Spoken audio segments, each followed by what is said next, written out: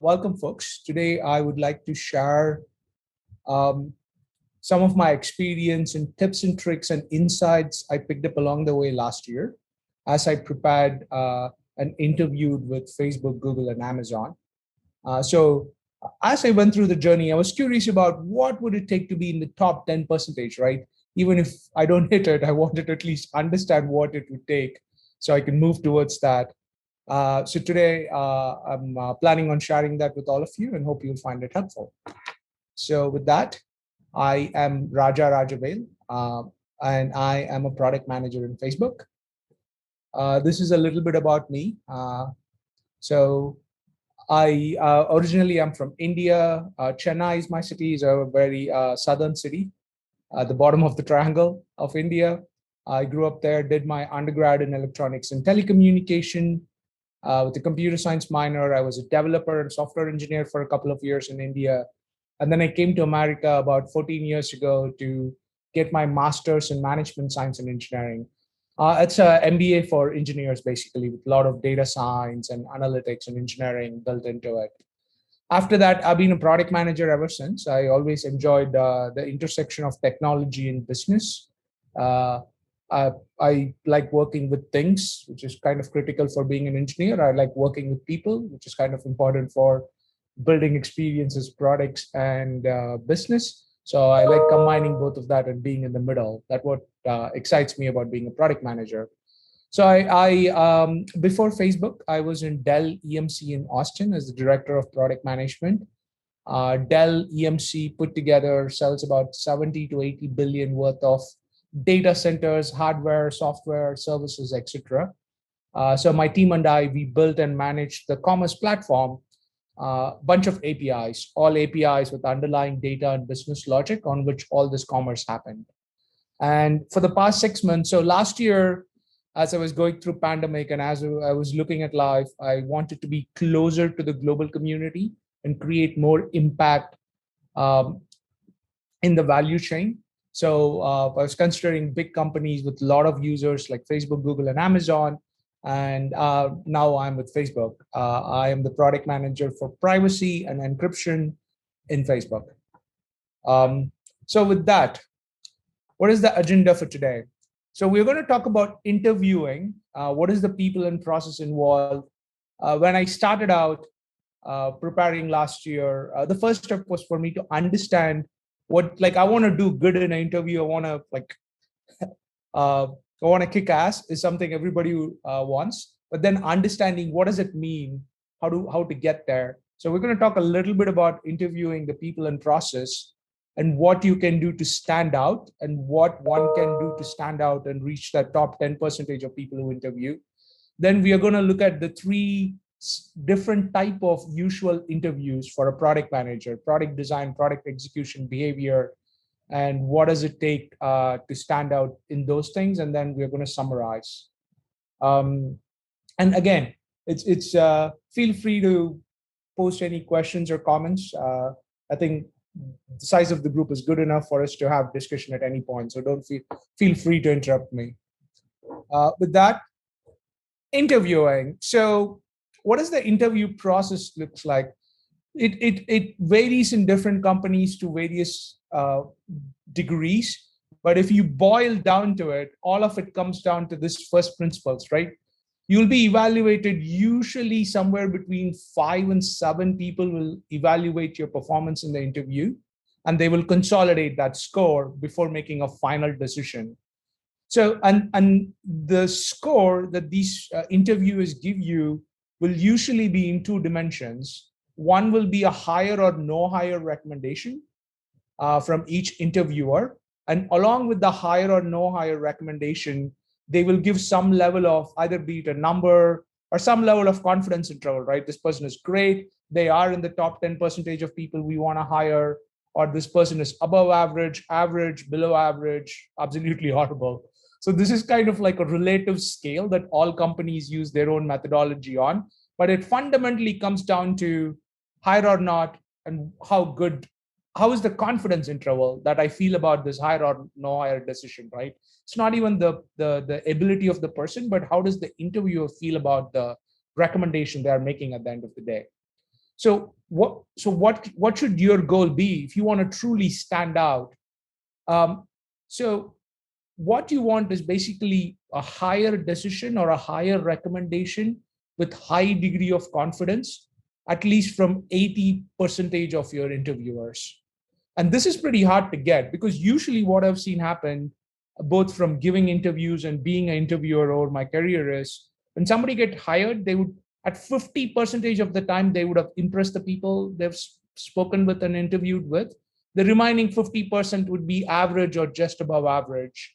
And that, when you roll all of that together, usually that becomes a higher decision. So if you want to stand out, it's about consistency, and it's about getting that confidence with most of the interviewers you're interacting with. So this is what needs to be done. What are some tips and tricks and insights and bumper sticker like motivations that can help us get there? So how can you stand out? Point number one, you can't screw the basics. Like, you got to get your basics right if you want to stand out. So don't screw up the basics. When it comes to product management, there's multiple things, but it boils down to framework and flow. Product management is a very, at least the interview part, and both how you operate on a daily basis, it's about structuring things, because product managers operate in so much uncertainty and unknowns and vagueness that you need, for both ourselves and our team, we need to structure and frame things. So framing is very important. There are multiple frameworks available across the interwebs for you to look up.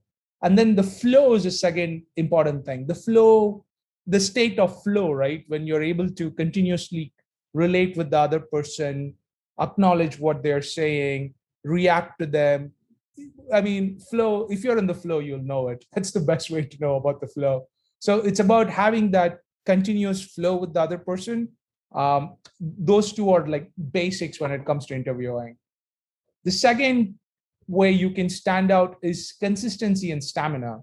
As I said, usually interview process, you'll have some type of pre-screen phone interviews, and usually some type of on-site where you're having 5 to 7 interviews back to back.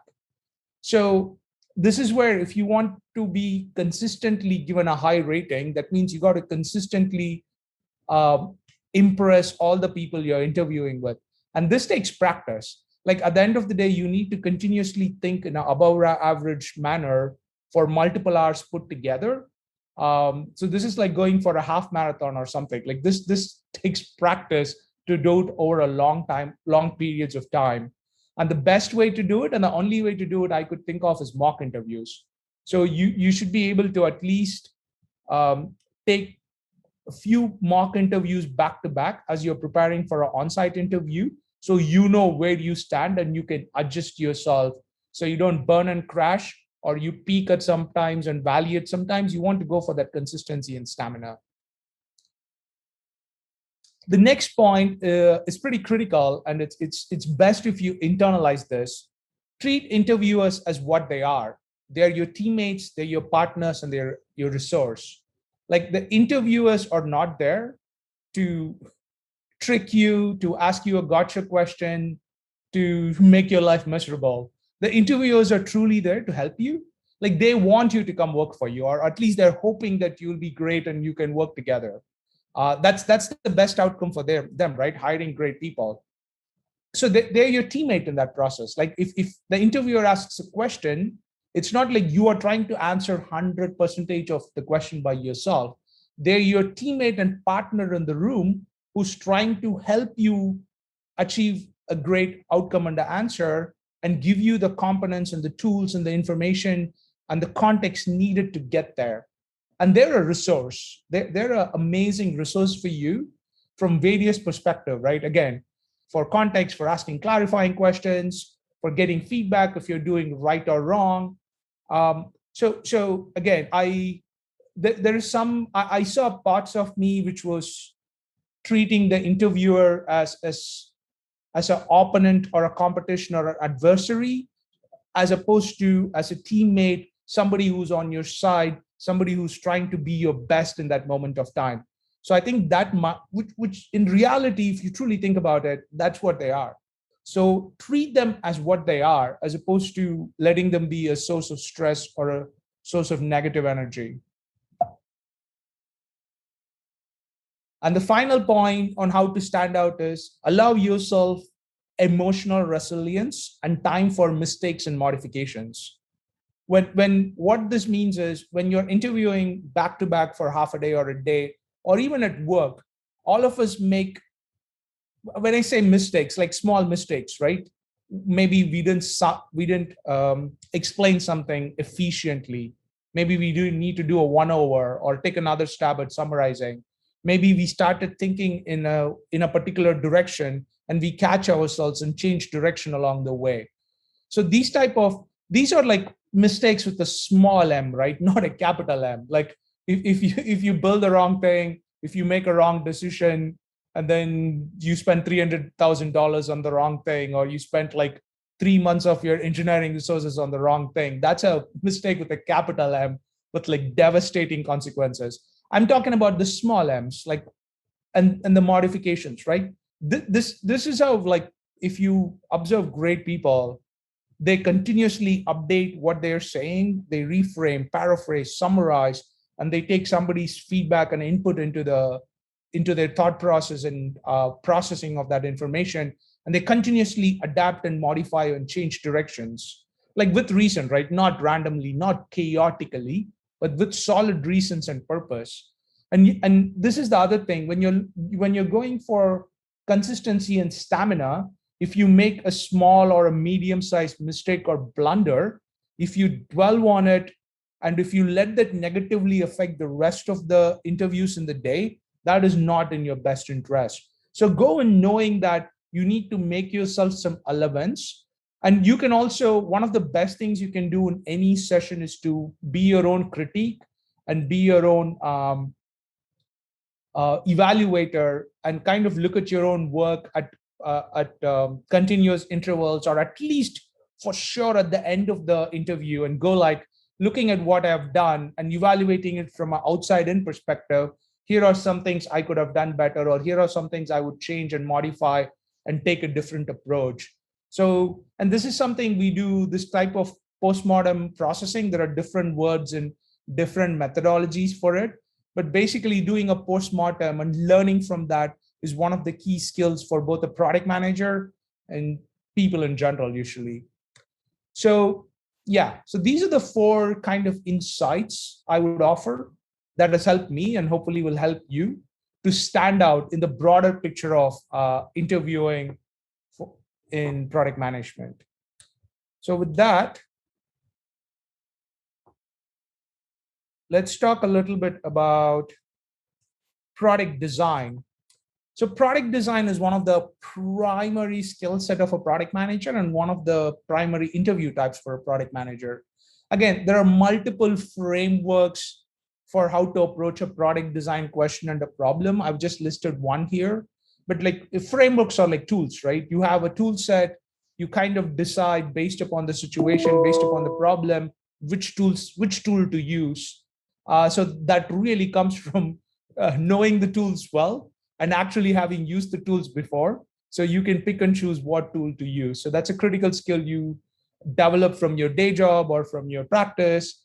But that's fundamental, again, knowing what tools to use in what scenarios and in what combinations to use. Product design basically is how do you approach a design problem, right? Or a solution. Here is a problem statement, a problem area. How do you approach it creatively and actually end up with something you can start building? So what makes an exceptional product design interview? Like, what is a true touchstone, right? If you can ask one question, there are multiple dimensions to it, but if you can ask one question and the answer is yes, how do you know you killed it? And to me, that came out to this: leave the interview wanting to build what you just discussed. Like if and this applies to both you and the interviewer, right? If you're discussing something, whatever problem area that is, you're discussing ideas, you're discussing users, how you can make their lives at least a little bit better. um, and then you have to make the tough calls of prioritization, right? You're excited about building 20 different things, but then you can only build two or three things.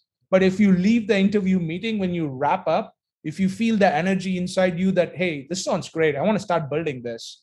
And if the interviewer feels the same way, that means like that is the best case scenario you can expect in real life professional environment, right? Where you discuss something with you and your team, you are excited, your team is excited, you all like share this energy and this vision together. That means that you're heading in the right direction, at least from a design perspective. So yeah, ask yourself when you're doing mocks, this goes, internalize this, right? This goes to many levels. You can only be truly excited about building something if you're excited about building things in general, like the attitude of a maker and building products. And your excitement comes from your own belief system and your own understanding of the space and seeing the energy from other people, so on and so forth. So internalize and ask this question, that when you're doing design work, does that really excite you to build something moving forward? And then next, let's talk about product execution. So this is another type of skill set in the product manager's arsenal. And I do that. All product managers do this a lot on an everyday basis. Execution, when you're doing something got stuck, some metric is going down, you face a problem, something is not working, or you had a hypothesis about something and it's working in a completely, people use products in ways that we can never imagine, right? The complexity of the people and what they're trying to achieve and the features of a product set, all of this coming together creates all these various use cases that we can never think of to start with. So execution, this is another framework for tackling execution questions. The question is, one of my top line metrics is going down, or we launched a product and XYZ is not happening as intended, so on and so forth. You can always boil down to what is the original goal, what are the actions the users are taking, what are the metrics related with those user actions, and how do these metrics interact with each other, and what is, then you go into root causing, right? What is the potential reasons for this metric moving this way, or this hypothesis not panning out? You evaluated it, so on and so forth. Again, there's a separate session or multiple sessions to talk about product execution and the various frameworks that can be used in product execution. But let's go back to the question, right? If there can be one touchstone, one litmus test, that if to know that the product execution interview went well, what would it be? So the answer to that, one really good answer to that is, assume you're going to email your answer to a new team to start execution. So why does this assumption, and if you leave the interview thinking that, hey, I can email what I've just discussed, email, Slack, workplace, whatever communication mechanism. But if I can share this information with the new team, and based upon what I just shared with them, they can start executing on this, that is a great win. Now, why is that difficult, and why is it a win? And why would that put you in the top tier of product managers? Because the important things is a new team. If they're a new team, they don't have context to what you're talking about, right? That means that you have to question everything during the product execution interview and build context and explain that context. Only if you truly understand what you're talking about, you can explain it to somebody in a simple way. So if you can write up what happened in the product execution, and it might be simple things, right? We're talking about conversion. So the question becomes, what type of conversion, or what period of time, what user type, in which area, what other macro level events happen? Is it correlation or causation? So like driving for extreme clarity in every part of product execution is important. So you understand it, and then you can effectively communicate that to a new team in some type of written format. And the next step is they can actually start executing on it, right? Great, you did an analysis, but at the end of the day, if you're not able to make recommendations with pros and cons, or recommend a course of action, what's the point of analysis, right? We spoke about it and we went away, great, nothing happened. So coming back to, if you can put all of this product execution discussion you had in a written format, and somebody reasonably new with very little context can understand well what is being described there, and can start doing something with it, can actually start acting upon it, that will put you in the top tier of product execution interviewees. So, and then the final part, the behavior questions slash leadership questions. Star framework, most of you probably know this. It's a very, I mean, the framework works, right? You start with any behavior question you're trying to answer. I recommend starting with the TLDR, like a one-line statement of, let me tell you about a time where I had a problem with my so-and-so cross-functional partner. These were the challenges, and I was able to win them over, or I was able to reach middle ground, or I was able to achieve a compromise, or I was able to circumvent the problem by doing so and so. So you give them like a one-line statement of, here is what happened, and here is like, so they know what you're going to talk about. Um, so it's exactly a spoiler, if you want to think of it that way, a one-line spoiler of what happened in the whole story you're going to share. And then you go into this framework of, here is the situation, here is the tasks, here is the action I took, and here is the result that came out of it. This is a generic behavior framework. Now, the point is, what type of mindset and what type of approach can you take to truly stand out again, right?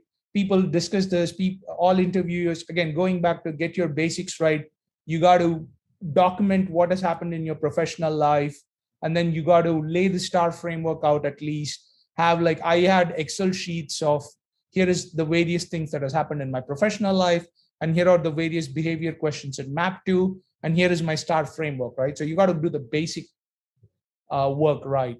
Once you have that, the experiences from your professional life, what can help you stand out? What can put you in the top tier? Imagine discussing this with your best friend. Why this matters? Why?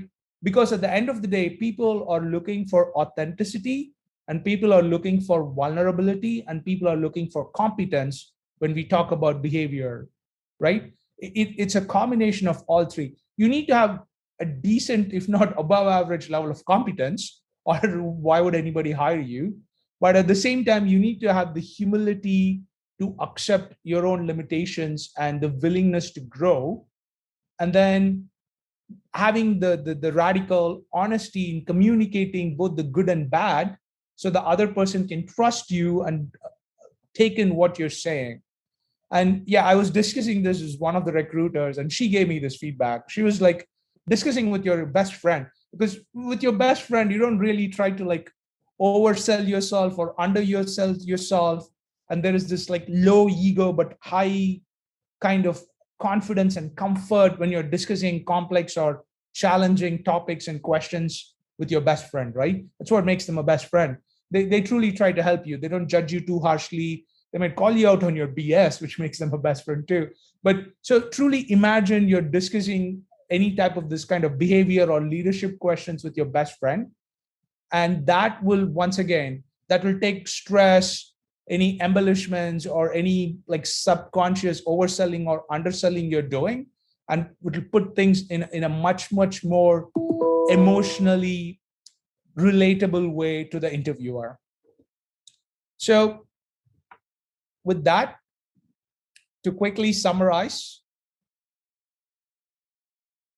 how to be in the top 10% of interviewees. The foundations, don't screw up, get your basics right, and frames and flow are very important for that. Consistency and stamina. You're running a marathon here. You need to be ready for a day of consistent good interviews. So you need to build up that stamina, and mock interviews is one of the best ways to do it. Third, treat interviewers for what they are. They're there to help you. They're your teammates. They're your partner. They're the most number one resource in the room when you're giving an interview. Four, allow yourself the emotional resilience and actual time, like set aside time for mistakes and modifications. Those are the foundations. And when we're talking about specifics for product design, leave the interview wanting to build what you just discussed as a product. Leave with excitement and ask yourself, what would it take you to leave every product design session with excitement, not only in interview, even in real life and everyday work. And then from an execution side, ask yourself, can I just email or Slack this to a new team and can they start execution on what I just laid out in this product execution discussion? And finally, behavior. Imagine you're discussing with your best friend. That brings my planned presentation to a close. I can take questions, comments, anything anybody is interested in. Thank you. Thank you for listening. Thank you so much, Raja. So we have some time for some questions here. So feel free to unmute yourself or just raise your hand and ask away. I see Barry has a question. If you can speak. Yeah, Barry. hi, Raja. Thank you. Thank you very much for this. So you mentioned mock interviews as a good resource and practice space. Are there any resources that you can recommend for where to do mock interviews and where to practice those mock interview questions? Sure. I don't know, Nikki, if Product School itself has any forums or groups for facilitating mock interviews. Do you know?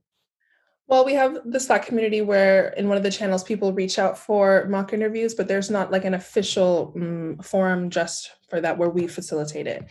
But be on the lookout. I think there are going to be some events coming up for, in that area soon.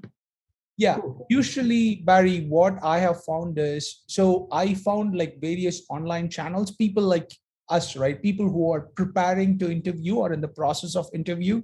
It's just people finding each other to mock interview. So there are Slack channels. If you actually look for mock product management interviews or product management interview prep, you'll find communities. You have Product School already. There are other organizations like this where it's just the peers, right? People on this call, for example, if you ask, hey, does anybody want to have back and forth mock interviews? I'm sure people will be interested. So usually how it works is you multiple tools, Calendly, somehow you like Calendly is what we used. And it's usually strangers when you start, right? You book like a 1 hour time on somebody's calendar, 30 minutes, you give them a mock interview. The second half, they give you a mock interview. So it's a back and forth. And then it's also good because actually having mock interviews with strangers has a lot of advantages, right? If it's your friend, you already know how they think, you think. If you do poorly, your ego might get affected. It's your friend.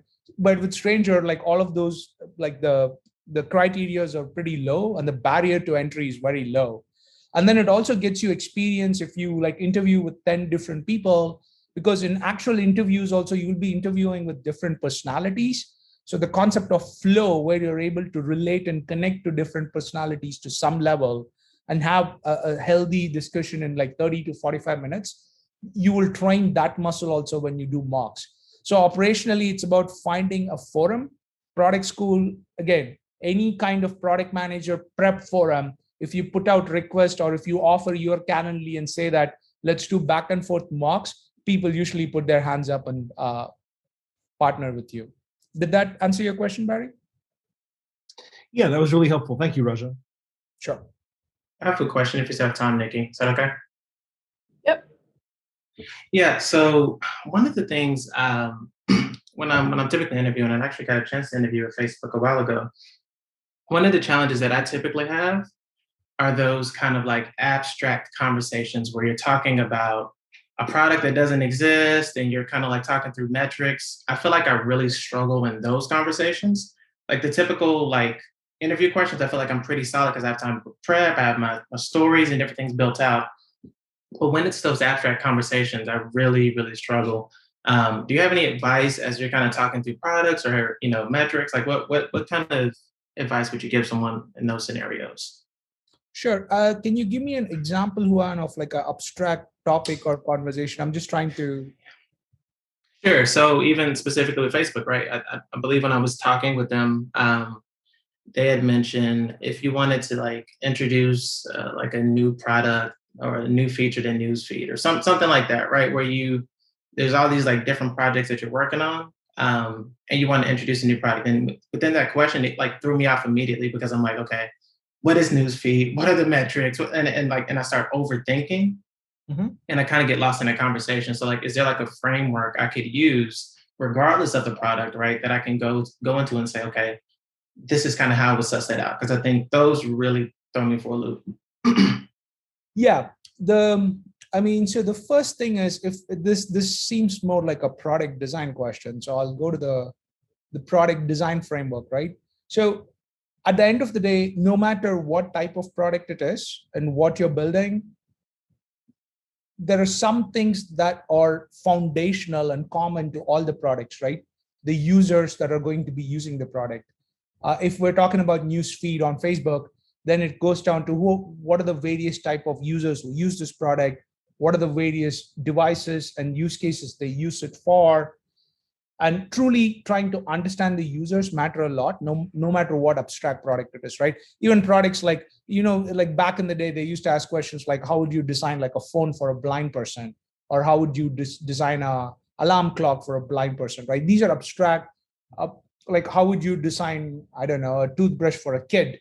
These are like abstract questions, and especially it becomes challenging if we personally have not spent any time or don't have any context or passion for a particular product, right? We have, till that question, we have not cared about that area much.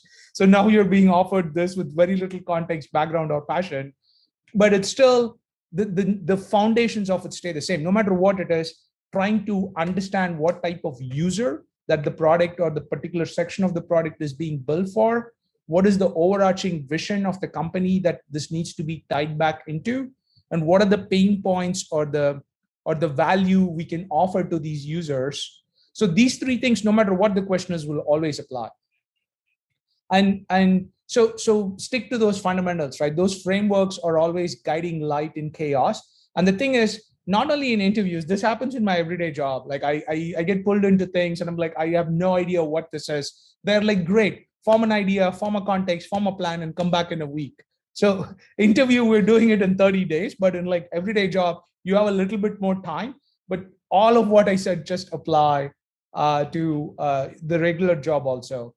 And yeah, the final thing I would also offer on these design questions is, this is kind of a framework I also followed for, there is a concept called, what is it called? Impersonation, like um, yeah, it's basically the fear of being an imposter, right? It's called imposter syndrome.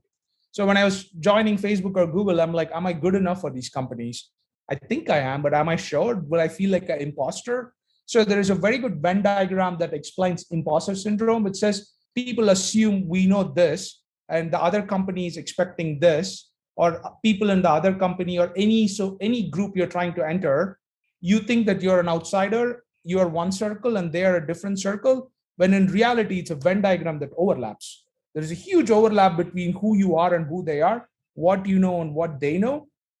That is the true picture of the reality. And then you can, of course, you can expand your overlap, and you can even introduce new things from the overlap. I would offer the same concept for here also. Even if you don't know the product and what it is, you still know there is an overlap, right? It's not like you know nothing about newsfeed. You know something about it. So yeah, so use the structures, stick to the structures when it's chaotic, and like at a fundamental subconscious level, also know that you always know something. It's never zero. It's always a sliding scale. You can continuously improve with the sliding scale, but it's never, there's no product that you would never know nothing about. You would always know something about it. Did that answer your question, Juan? Did that help? It does. That was super helpful, especially starting with the user space. I think that's super helpful. Thank you so much. Yeah. All right, Nikki, one more question, or do we wrap up? If we have one more question, we can take it, and then we can wrap up after that. So yeah, feel free to unmute yourself. Anybody going once, going twice? All right. Thanks, folks. Thanks for this opportunity. And hope you all find this useful.